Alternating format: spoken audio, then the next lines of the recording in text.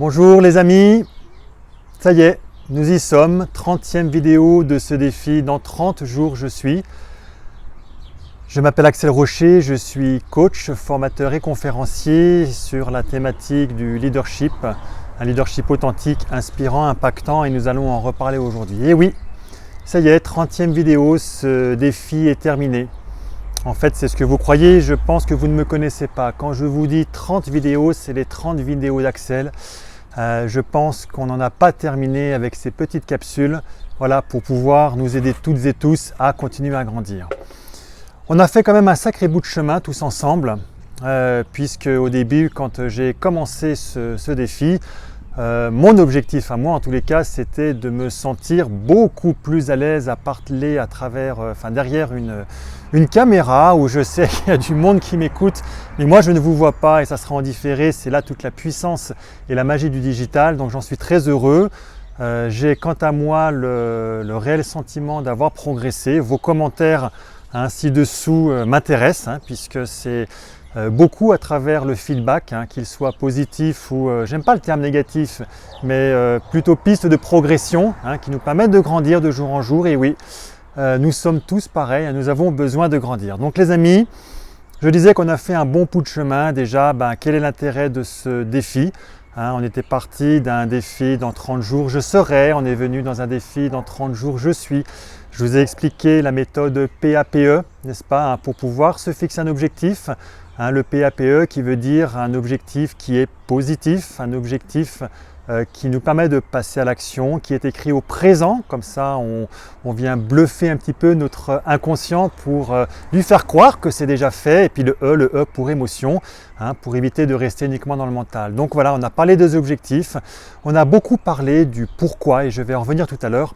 On a beaucoup parlé de ce pourquoi, ce qui nous anime, ce qui est au cœur de notre puissance. On a parlé de notre trésor, ce qui va donner un sens à notre vie. Et derrière la définition de sens, je vous ai parlé d'énergie et de mouvement. C'est bien l'un et l'autre. À un moment, on a même parlé de l'énergie qui est dans l'univers, l'énergie qui est dans la nature, l'énergie qui est dans nos cellules. Donc là, il y a vraiment ce sens du pourquoi, ce trésor. C'est voilà, quelle est la source de tout ça? On y parle de puissance intérieure. Et puis également, je vous ai beaucoup parlé de cap, je vous ai beaucoup parlé d'objectifs. Maintes fois, les amis, je vous ai parlé de cette citation de Sénèque, il n'y a pas de vent favorable pour un bateau qui n'a pas de port. Et effectivement, quand on ne sait pas où on veut aller, quand on n'a pas de cap, quand on n'a pas de vision, on tourne en rond et on se fatigue, voire même beaucoup plus. Donc l'importance d'avoir ce pourquoi qui est la source, d'avoir cette vision quelque part qui est une destination, même si elle est idéale, des fois ça peut être une simple vision du monde. Mais le plus important, les amis, c'est ce qui se passe entre les deux. Le plus important, c'est le chemin. Le chemin, c'est tout ce qu'on va parcourir. Le chemin, je vous ai parlé de confiance. J'ai même osé vous dire que la confiance n'existe pas. La confiance, c'est pas quelque chose qui est plat. C'est quelque chose qui bouge, qui est en expansion, qui est en soustraction. Par rapport à la vie. La vie, il y a des hauts, il y a des bas, il y a des ups, il y a des downs, comme on dit. L'objectif, c'est d'arriver à danser, d'être dans l'acceptation de ce qui se passe. Une émotion, c'est une émotion, une expérience est une expérience. Le plus important, c'est pas tant l'expérience, c'est surtout ce qu'on va faire de l'expérience. C'est le chemin, c'est bien cela. Quel est le niveau d'acceptation que l'on a? Et en parlant de tout cela, je vous disais, la seule personne avec laquelle vous devez même vous comparer, c'est pas les autres, c'est la personne avec laquelle vous étiez hier. Est-ce qu'aujourd'hui, je suis une meilleure personne que ce que j'étais hier? Et il n'y a que ça qui compte. Les autres, à la rigueur, on n'en a rien à foutre. Il n'y a que nous qui est important.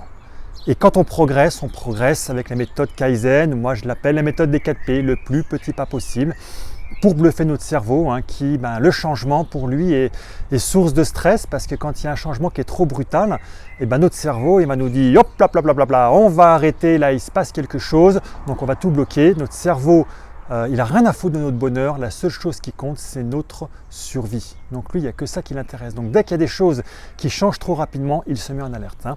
Donc c'est le chemin qui est important. On y a parlé confiance et on y a parlé des peurs, et j'ai même aussi osé vous dire de manière extrêmement contre-intuitive, les amis, que la peur est notre GPS. Je vous ai à cet égard fait une parabole avec cette histoire du Bouddha d'or, où en fait nos peurs elles venaient cacher notre trésor, et qu'à l'instar de Marianne Williamson, est-ce que d'ailleurs notre plus grande peur, c'est pas justement celle de briller?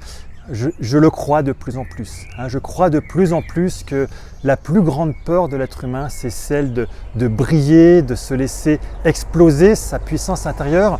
Comme j'aime à le dire, les amis, l'amour, c'est l'âme qui voit le jour, c'est laisser sortir cette âme, cette puissance, la laisser passer ce filtre de notre physique quand on n'est pas en bonne santé, ce filtre de notre psychologie quand on a nos freins, nos croyances, nos peurs qui viennent nous bloquer. Mais c'est malheureux parce que dans le monde, il y a des gens qui attendent. Il y a des gens qui attendent notre puissance, qui ont besoin de nous, qui ont besoin de nous aider. L'être humain est un être qui a besoin de croître. Quand il ne croit pas, il stagne. Et quand il stagne, c'est la mort. D'ailleurs, on le voit bien, les gens qui sont en dépression, les gens qui sont en stress, qui sont en burn-out, qu'est-ce que c'est? C'est ni plus ni moins que ce qu'ils sont en train de faire à l'instant présent, en ce moment, ne correspond absolument pas par rapport à ce pourquoi ils sont faits, par rapport à cette âme qui a envie de sortir. Et cet écart, justement, s'appelle un stress. Et plus cet écart est grand, moins on se trouve bien, et donc du coup on est en dépression, en burn-out. Donc l'être humain n'a qu'un seul besoin, enfin il y en a deux, il a un besoin, c'est de grandir, deuxième, c'est d'être avec des êtres sociaux.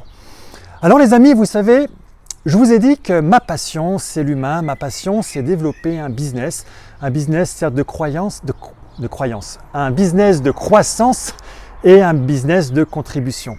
Je vous ai dit qu'il y a 3 types de bonheur. Il y a le bonheur hédonique, qui n'est ni plus ni moins que la satisfaction immédiate. Donc ça, oui, c'est important de temps en temps de se laisser aller. C'est un petit peu de décompression, décompensation. Plaisir immédiat, ça fait du bien de temps en temps. Mais il y a 2 autres plaisirs qui sont des plaisirs eudémoniques. Le deuxième plaisir, c'est le plaisir de croissance. Et souvent, on s'arrête là. Les entreprises, elles ne pensent qu'à la croissance budgétaire, croissance financière, on pense au cash. Oui, c'est important de créer de la valeur, mais n'oublions pas qu'il y a un 3e niveau de bonheur, qui est le bonheur de contribution, puisqu'il y a 2 sens de tout ce que l'on fait. Ce n'est pas que pour nous, c'est pour les autres. Nous sommes, le monde est notre miroir quelque part. Alors, ce que j'aimerais vous parler aujourd'hui, et ça va être un petit peu une conclusion, une synthèse de l'ensemble de ces 30 jours que nous avions passés ensemble, les amis. Je voudrais vous décrire pour moi, quelles sont selon moi les 7 attitudes d'un leader authentique, inspirant et impactant. Puisque c'est ma passion et c'est vraiment ce que vous avez compris, c'est un peu ma mission, ce que j'ai envie de laisser au monde. Voilà, ma mission de vie, ma vision de vie en tous les cas, c'est d'aider en tous les cas à aider les humains à devenir de meilleurs humains pour avoir un meilleur demain. Donc oui, ma mission, c'est effectivement d'aider les personnes à devenir, vraiment à devenir ce leader authentique, inspirant et impactant dont le monde a besoin, dont leurs équipes, leurs proches, dont les entreprises ont besoin. Donc selon moi, les 7 attitudes d'un leader qui est réellement authentique, inspirant et impactant.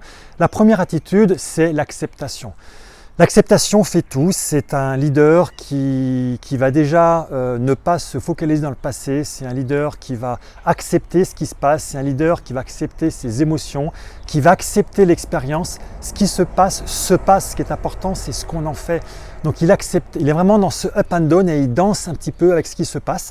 Voilà, et c'est un leader, il est naturellement orienté dans le futur et il sait amener le futur dans son présent pour créer son futur de demain.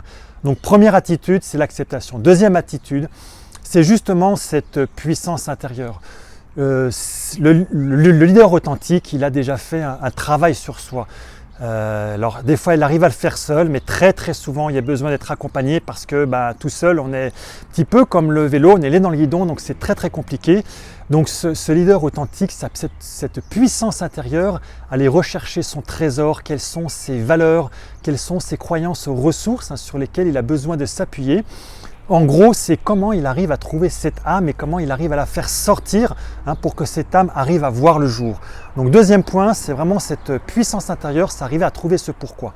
Troisième point, c'est le pouvoir. Le fameux pouvoir, et vous savez, je ne vous parle pas du pouvoir égotique.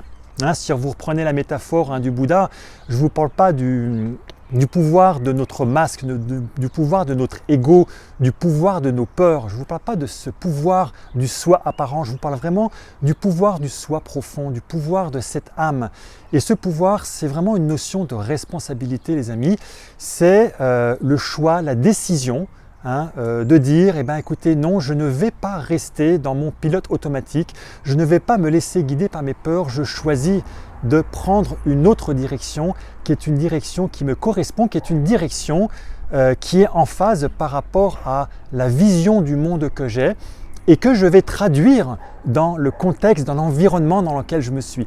L'environnement, ça peut être celui tout simplement d'une famille, ça peut être celui d'un collectif, dans une ville dans laquelle on se trouve, ça peut aussi et bien sûr être l'environnement de l'entreprise, d'une association, où on va traduire notre vision du monde à travers des aspects beaucoup plus concrets, sur lesquels on va effectivement apporter beaucoup de valeur. Donc cette troisième attitude, qui est l'attitude du pouvoir intérieur, où il y a effectivement une très grande responsabilité. Le pouvoir et la responsabilité, le pouvoir confère de grandes responsabilités et les responsabilités confèrent également un grand pouvoir. Les deux sont complètement liés. Donc ça, c'est le pouvoir. Et ce pouvoir, il se traduit, et là on en arrive à notre quatrième attitude, se traduit à travers une vision. Le leader, non seulement il a une vision, mais il est sa mission. Il emmène les équipes, non pas sur un chemin qui est connu, mais souvent sur un chemin qui est peu connu, sur un chemin qui correspond à quelque chose en quoi le leader croit, quelque chose en quoi il a foi. Quand vous regardez les grands leaders, quand vous regardez Martin Luther King, quand vous regardez Nelson Mandela, ils ont emmené des peuples entiers vers une direction dont personne ne croyait auparavant et pourtant ils y sont arrivés parce qu'ils avaient cette foi intérieure. Et ça, c'est le vrai leader, c'est le leader authentique qui est sa mission. Il est ce cap, il est ce phare vers lequel il veut emmener les gens et il est ce point de repère, il est ce modèle, cet exemple pour les équipes qui le suivent parce qu'ils se disent mais où allons-nous? Nous avons un point de repère pour pouvoir avancer. Donc là, c'est le quatrième point qui est le point effectivement de la vision. Le cinquième point, les amis, c'est la connexion. Un leader seul, il ne fait absolument rien. Le leader, il est avec ses équipes, il est dans le jeu. On a beaucoup parlé du jeu et de l'enjeu pendant ces 30 capsules. Le leader est complètement dans le jeu, il est avec ses équipes. J'aime à dire, ce n'est pas un leader qui manage à travers l'email, c'est un leader qui manage à travers le pied. Entendez par là, c'est qu'il va voir, non pas coup de pied aux fesses bien entendu, mais il va voir ses équipes à pied, il ne leur envoie pas des emails. Il est avec eux, c'est un leader qui comprend qu'il a besoin d'être vulnérable. La vulnérabilité lui permet, quand c'est nécessaire, aussi de se remettre en cause parce qu'il n'a pas la science infuse. Il comprend que dans ses équipes, il y a aussi, et il doit avoir, des personnes qui sont plus compétentes que lui. Parce qu'il va avoir besoin d'être tiré par le haut. Il va avoir besoin d'être challengé. Ces personnes compétentes, il en a besoin pour l'équipe. Donc il va avoir besoin de cette vulnérabilité. Et surtout, je crois qu'un leader, il a compris qu'avant d'être motivé, les gens doivent être heureux. Et pour être heureux, il est important de les écouter. Il est important de savoir ce qui les fait vibrer. Il est important de savoir pourquoi ils sont là dans cette entreprise, à cette place. Et ça, c'est fondamental parce qu'il y a uniquement des personnes heureuses qui deviennent des personnes motivées et donc engagées derrière vers un collectif, vers une performance. Donc on en est à la cinquième attitude, qui est vraiment une attitude de connexion. La sixième attitude, et on n'en arrive que là, c'est une attitude de transformation. Le leader est là pour transformer, pour apporter de la valeur. De la valeur bien entendu au collectif dans lequel il est, et si on parle d'une entreprise, il va apporter de la valeur à l'entreprise. L'entreprise a des objectifs. Les objectifs de performance qui, vous le savez, aujourd'hui ne sont plus uniquement qu'une performance qui est une performance purement économique. Oui, il y a celle-ci, mais on y parle aussi beaucoup de performance écologique parce qu'il y a un environnement à prendre en compte, également de performance sociale ou de performance humaine. Le leader a donc cette responsabilité d'une triple performance et d'y apporter des résultats dans ces trois dimensions, ces trois capitaux qu'il a à gérer, qui est un capital d'entreprise, un capital financier, qui est un capital, qui est le capital de l'environnement, du monde dans lequel on vit. Et en ce moment, Dieu sait qu'on en parle. Et un troisième capital, qui est un capital social, qui est un capital humain.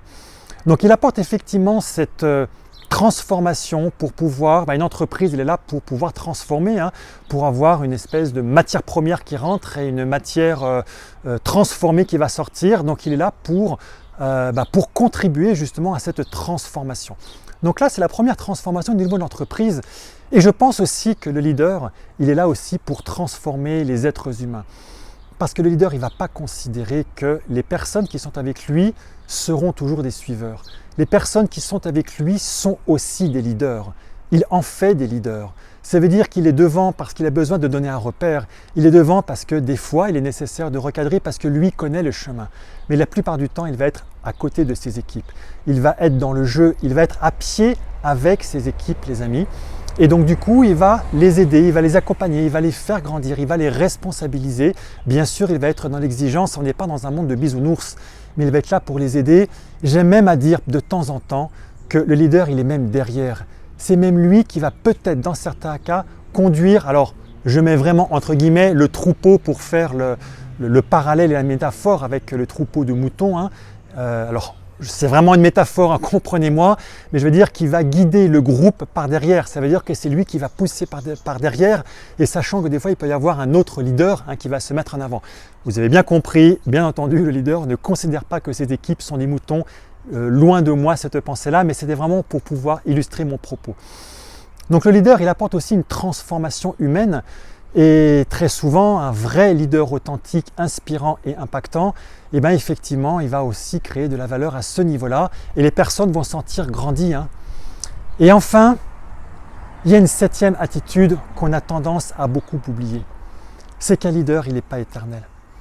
Un leader, il a compris, et c'est cette septième attitude, qu'il est vraiment de passage, cette attitude où il a une attitude d'héritage. Tout ce qu'il fait, il ne le fait pas pour lui. Il sait qu'il est de passage. Il est de passage dans un collectif, dans une association, dans une entreprise. Il est de passage, ça veut dire qu'à un moment, tout ce qu'il fait, il va aussi faire grandir des leaders, et que peut-être, à un moment, la place qu'il tient aujourd'hui va devoir être occupée demain par une autre personne, très souvent de son équipe derrière, qui va prendre un leadership, comme on dit, qui va grandir et qui va ensuite prendre la continuité.